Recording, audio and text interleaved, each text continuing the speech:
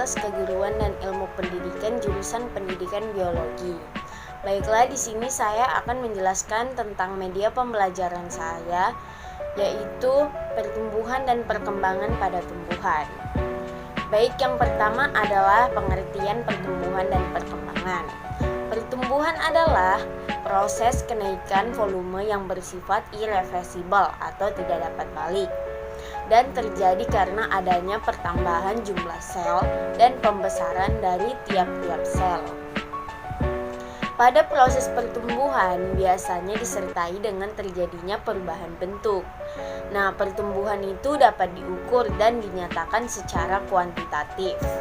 Nah, sedangkan perkembangan adalah proses menuju dewasa. Nah, proses perkembangan berjalan sejajar dengan pertumbuhan. Berbeda dengan pertumbuhan, perkembangan merupakan proses yang tidak dapat diukur. Dengan kata lain, perkembangan bersifat kualitatif, tidak dapat dinyatakan dengan angka. Nah, selanjutnya itu kita akan membahas tentang pertumbuhan dan perkembangan pada tumbuhan. Nah, pada tanaman, pertumbuhan itu dimulai dari proses perkecambahan biji. Nah, perkecambahan dapat terjadi apabila kandungan air dalam biji itu semakin tinggi, karena masuknya air ke dalam biji melalui proses imbibisi. Nah, apabila proses imbibisi sudah optimal, dimulailah perkecambahan. Nah, struktur yang pertama muncul yang menyobek selaput biji adalah radikula yang merupakan calon akar primer. Nah, radikula itu merupakan bagian dari hipokotil. Pada bagian ujung sebelah atas terdapat epikotil atau calon batang. Nah, berdasarkan letak kotiledonnya, ada dua jenis perkecambahan, yaitu perkecambahan epigeal dan perkecambahan hipogeal. Nah, selanjutnya kita akan membahas tentang pertumbuhan primer dan pertumbuhan sekunder. Jadi, biji yang sudah berkecambah akan segera diikuti oleh pertumbuhan primer, karena pada pucuk dan ujung akar terdapat jaringan yang bersifat meristematik atau selalu membelah. Nah, pemanjangan ujung akar dan ujung batang tersebut disebut pertumbuhan primer. Nah, pada tumbuhan dikotil terdapat jaringan kambium yang merupakan meristem sekunder, akan menyebabkan terjadinya pertumbuhan sekunder atau membesar. Nah, kambium akan membelah ke arah luar, membentuk kulit kayu atau yang disebut phloem, dan membelah ke arah dalam, membentuk kayu atau yang disebut xilem. Nah, pada monokotil itu tidak terdapat kambium sehingga mengalami pertumbuhan primer saja. Nah, pertumbuhan primer dan sekunder itu berlangsung terus-menerus selama tumbuhan tersebut hidup. Nah, selanjutnya itu ada faktor-faktor yang mempengaruhi pertumbuhan dan perkembangan. Nah, untuk pertumbuhan pada tumbuhan itu dipengaruhi oleh dua faktor, yaitu faktor luar dan faktor dalam. Nah, yang pertama kita akan membahas tentang faktor luar. Nah, faktor luar adalah materi atau hal-hal yang terdapat di luar tanaman yang berdampak pada tanaman itu, baik secara langsung ataupun tidak langsung. Termasuk ke dalam faktor luar adalah cahaya, temperatur, air, garam-garam mineral, iklim, gravitasi bumi, dan lain-lain. Nah, di sini kita akan membahas tentang nutrisi, cahaya, suhu, dan kelembaban air. Nah, yang pertama kita akan bahas tentang nutrisi. Nah, nutrisi. Tumbuhan itu memerlukan unsur mineral dengan jumlah tertentu. Unsur yang diperlukan dalam jumlah banyak disebut unsur makro, sedangkan unsur yang diperlukan dalam jumlah sedikit disebut unsur mikro. Nah, yang kedua itu ada cahaya. Nah, cahaya itu diperlukan oleh semua tumbuhan hijau untuk melakukan fotosintesis. Tetapi pengaruhnya terhadap perkecambahan tumbuhan adalah menghambat. karena cahaya dapat menyebabkan terurainya auksin sehingga dapat menghambat pertumbuhan. Hal ini dapat dibuktikan apabila kita meletakkan dua kecamba. Nah, yang satu itu di tempat gelap, yang satunya itu di tempat terang. Nah, dalam jangka waktu yang sama, kecamba di tempat gelap itu tumbuh lebih cepat tetapi tidak normal. Nah, pertumbuhan yang amat cepat di dalam gelap ini disebut etiolasi. Nah, pada tumbuhan itu terdapat pigmen yang disebut fitokrom, yang mana berfungsi untuk mengontrol pertumbuhan dan perkembangan kloroplas, sintesis klorofil, pembentukan hormon misalnya giberelin, dan pengaturan posisi daun terhadap sinar matahari.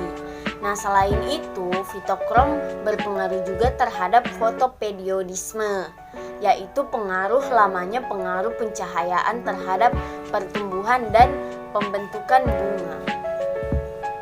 Nah, berdasarkan panjang dan intensitas penyinaran, tumbuhan itu dikelompokkan menjadi 3 jenis. Yang pertama ada tumbuhan berhari pendek atau short day plant, yang mana dia itu berbunga dan berbuah bila periode penyinarannya itu lebih pendek daripada periode kritis. Contohnya itu ada strawberry, dahlia, aster, dan chrysanthemum. Nah, yang kedua itu ada tumbuhan berhari panjang atau long day plant. Nah, dia ini berbunga dan berbuah bila periode penyinarannya lebih panjang daripada periode kritis. Contohnya bayam selada, gandum, dan kentang. Nah, yang terakhir ada tumbuhan netral atau day neutral plant, di mana dia ini tidak dipengaruhi oleh lamanya periode penyinaran. Contohnya itu ada bunga mawar, anyer, dan bunga matahari. Nah, selain yang ketiga itu ada suhu. Nah, secara umum suhu akan berpengaruh terhadap kerja enzim. Bila suhu terlalu tinggi, maka enzim akan rusak, dan bila suhu terlalu rendah, maka enzim akan menjadi tidak aktif. Nah, yang keempat ada kelembaban atau kadar air. Nah, sampai batas tertentu, makin tinggi kadar air, pertumbuhan akan semakin cepat, karena lebih banyak kadar air yang diserap dan lebih sedikit yang diuapkan, akan menyebabkan pembentangan sel-sel. Dengan demikian sel-sel lebih cepat mencapai ukuran maksimalnya. Nah, selanjutnya itu ada faktor dalam. Nah, selain faktor genetik, yang termasuk faktor-faktor dalam adalah hormon-hormon yang terlibat dalam pertumbuhan tanaman. Nah, hormon merupakan substansi yang dihasilkan oleh tumbuhan, biasanya dalam jumlah yang sangat sedikit, yang berfungsi secara fisiologis mengendalikan arah dan kecepatan tubuh bagian-bagian dari tumbuhan. Nah, berikut ini itu macam-macam hormon beserta fungsinya. Yang pertama ada hormon auksin. Nah, auksin dibentuk oleh ujung batang dan ujung akar. Auksin yang dihasilkan oleh ujung batang akan mendominasi pertumbuhan bagian utama. Nah, sehingga pertumbuhan cabang relatif sedikit.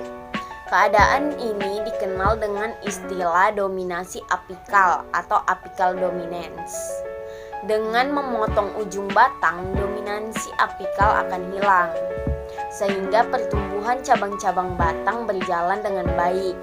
Nah, hormon auksin ini dapat terurai bila terkena cahaya. Bila suatu koleoptil dikenai cahaya dari samping, maka bagian koleoptil yang terkena cahaya auksinnya akan terurai sehingga pertumbuhannya lebih lambat daripada bagian koleoptil yang tidak terkena cahaya. Nah, akibatnya koleoptil akan tumbuh membelok ke arah datangnya sinar.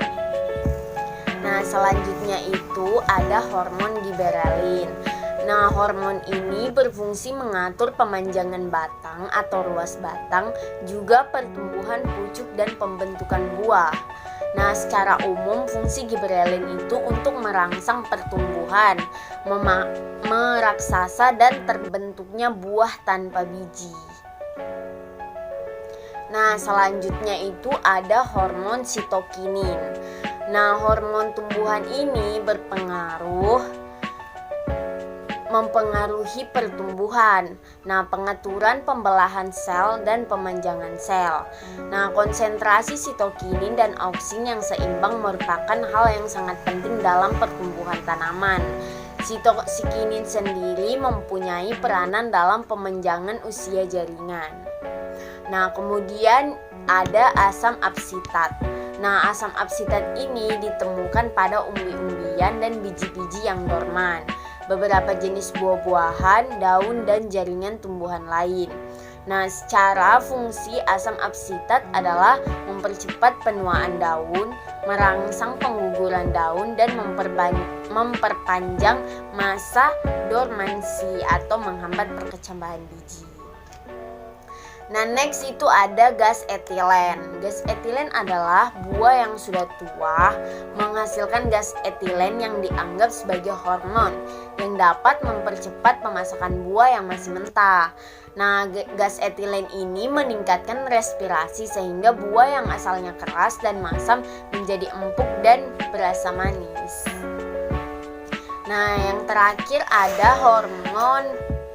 Nah, hormon kalin ini adalah hormon yang merangsang pembentukan organ tubuh. Nah, berdasarkan organ yang dibentuknya, itu kalin dibedakan menjadi 4. Yang pertama ada kaukalin. Nah, kaukalin itu merangsang pembentukan batang. Yang kedua ada rizokalin, itu merangsang pembentukan akar. Nah, yang ketiga itu ada filokalin merangsang pembentukan daun, dan yang terakhir antokalin yang merangsang pembentukan bunga. Nah, yang terakhir itu ada hormon asam traumatin. Nah, batang atau akar tumbuhan dapat mengalami luka. Nah, tumbuhan yang memiliki kemampuan untuk memperbaiki bagian yang luka disebut daya restitusi atau regenerasi. Nah, peristiwa ini terjadi dengan bantuan hormon luka atau karbon luka atau asam traumalin, di mana luka-luka yang terjadi itu dapat terbentuk kembali dengan membentuk jaringan kalus dan jaringan yang rusak. Itu dapat diganti dengan yang baru. Bahkan dari luka pada bagian tertentu dari tubuh tumbuhan itu dapat menjadi tumbuhan tunas baru. Nah, mungkin itu saja penyampaian dari saya. Lebih dan kurangnya mohon maaf. Wassalamualaikum warahmatullahi wabarakatuh. Thank you for watching.